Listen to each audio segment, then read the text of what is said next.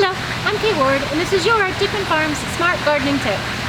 And just some tips upcoming for September, things to do in the garden. So I have a couple of plants here, and one of the definite things we're going to do is you're going to find that things like roses, they really love the fall conditions. They like the cooler temperatures, and they will keep pushing out new blossoms. But every time we trim, we cause new growth. So on some of these late blooming plants, starting September 1st, we're gonna stop trimming. We're gonna stop deadheading these kinds of plants, and actually our perennials as well, but maybe for different reasons.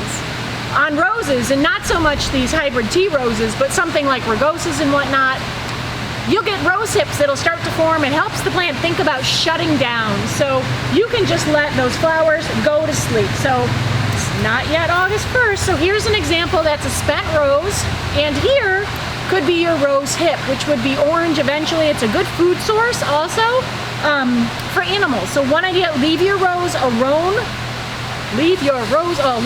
excuse me, generally until next spring actually, when you start to see it grow again, because they can trick you. Sometimes they'll put out new growth as long as it stays somewhat warm all fall long.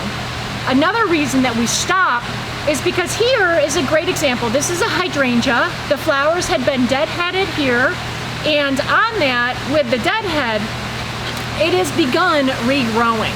So on that regrowth, if we don't have time left in the season for this new growth to harden off before a frost, it'll actually get killed. So you won't see it again. You'll lose all of this new growth that was put on in response to the trim. Things like the coneflower, if you stop deadheading them, this is a wonderful food source for birds through the winter. Not all, but coneflowers, black-eyed Susans, things like that have good seed sources. So birds like goldfinch will come in and they'll clean out your plants for you. So that's a good example. Also, this is where you would let these go because you can collect the seed. If you're wanting to naturalize your garden, you can collect the seed for that garden to do that. So if you cut it, no seeds for you. Some other things you want to do in fall, as we get towards the end of September, if it does, we get a bunch of frost and you're like, I'm going to be done mowing, we're going to mow our last mow of the season really low. That's going to help prevent things like snow mold. Doesn't mean you're not going to get it, but chances are way lower. Good time of year to keep weeding. This is when our weeds start to go to seed, or we might have some weed germination. All good things. You're coming into a great time to actually seed your lawn. So go ahead and do that now. Get that good. It's a great time, better time of year actually in the fall for grass seeding than the spring. So go ahead and get that going.